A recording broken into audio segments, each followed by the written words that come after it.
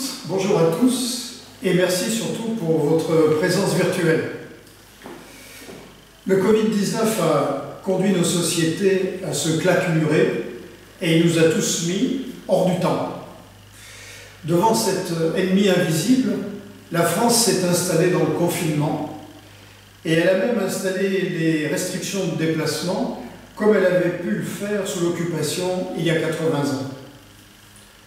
Bien entendu, comme vous, je déplore que ce soit un simple virus qui nous prive aujourd'hui d'un rassemblement pour commémorer la victoire du 8 mai 1945. Cette cérémonie républicaine qui nous inscrit dans une filiation et un héritage au fondement même de la nation.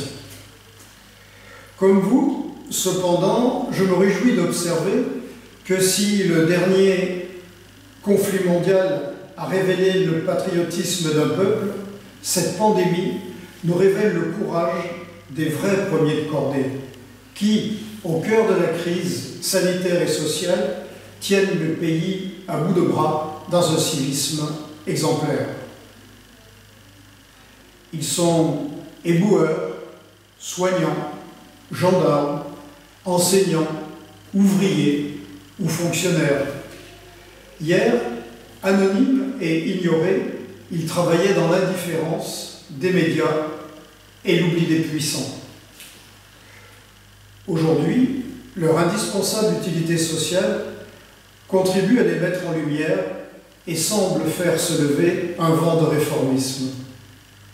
C'est, je crois, le sens du clin d'œil que le président de la République nous adresse quand il évoque les jours heureux dans son allocution du 13 avril dernier.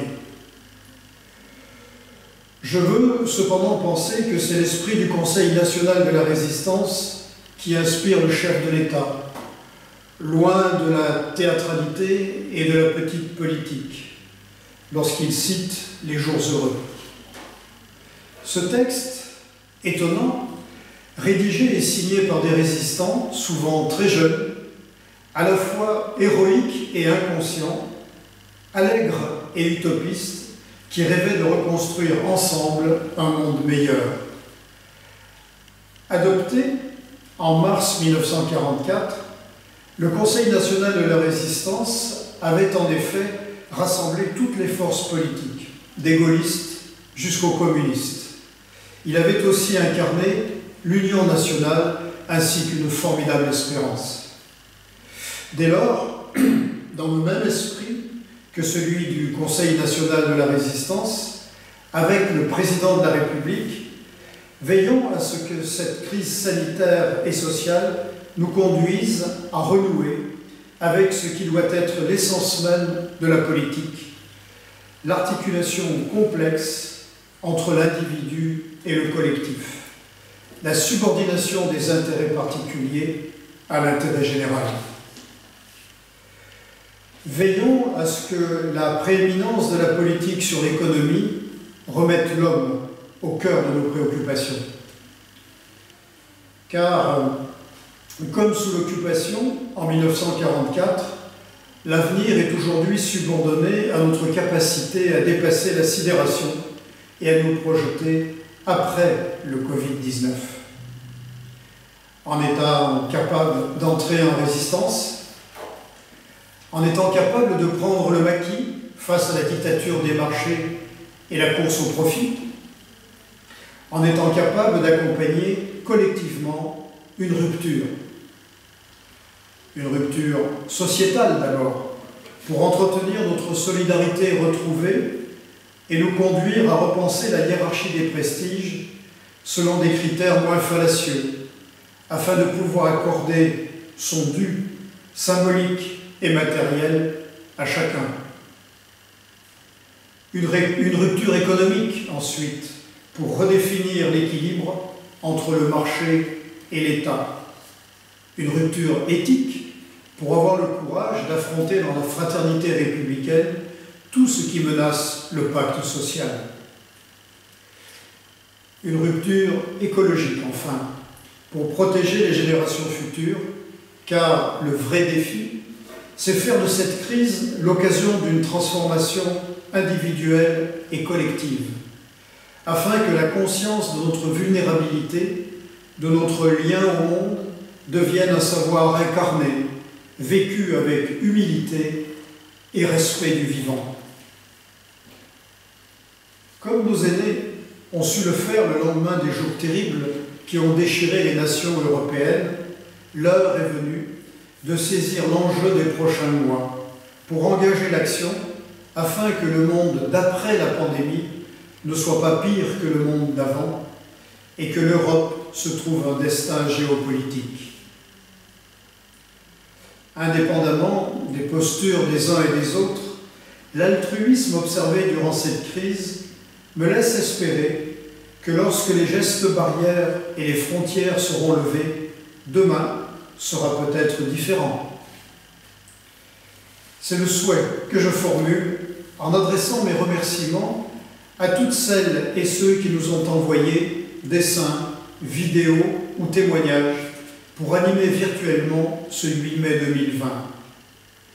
C'est le souhait que je formule en exprimant toute ma gratitude aux élus du conseil municipal, aux fonctionnaires territoriaux, à celles et ceux qui cousent des masques, ainsi qu'à l'ensemble des bénévoles de Saint-Imier qui se mobilisent pour aider leurs semblables dans la difficulté.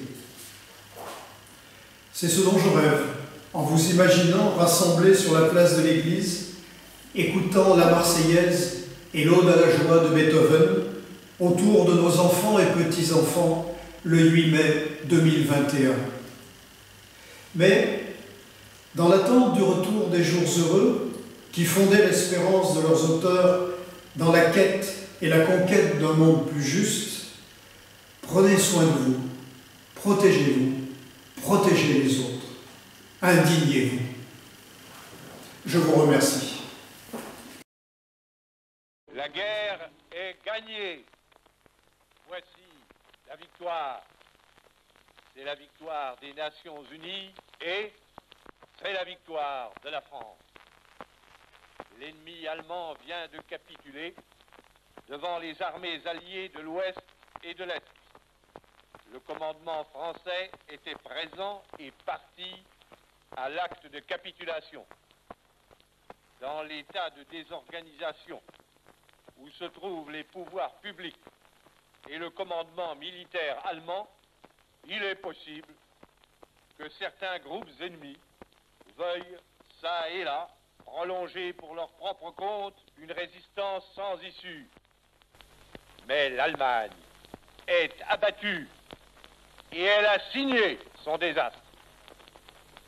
Tandis que les rayons de la gloire font une fois de plus resplendir nos drapeaux, la patrie porte sa pensée et son amour d'abord vers ceux qui sont morts pour elle, ensuite vers ceux qui ont pour son service tant combattu et tant souffert. Pas un effort de ces soldats, de ces marins, de ces aviateurs, pas un acte de courage ou d'abnégation de ces fils et de ces filles, pas une souffrance de ces hommes et de ces femmes prisonniers, pas un deuil, pas un sacrifice, pas une larme n'auront donc été perdus. Dans la joie et dans la fierté nationale, le peuple français adresse son fraternel salut à ses vaillants alliés qui, comme lui, pour la même cause que lui, ont durement, longuement prodigué leur peine à leurs héroïques armées et aux chefs qui les commandent, à tous ces hommes et à toutes ces femmes qui dans le monde ont lutté, bâti, travaillé pour que l'emporte à la fin des fins la justice et la liberté. Honneur, honneur pour toujours à nos armées et à leurs chefs. Honneur à notre peuple que des épreuves terribles n'ont pu réduire ni fléchir. Honneur aux Nations Unies qui ont mêlé leur sang à notre sang, leurs peines à nos peines, leur espérance à notre espérance, et qui aujourd'hui triomphe avec nous. Ah, vive la France!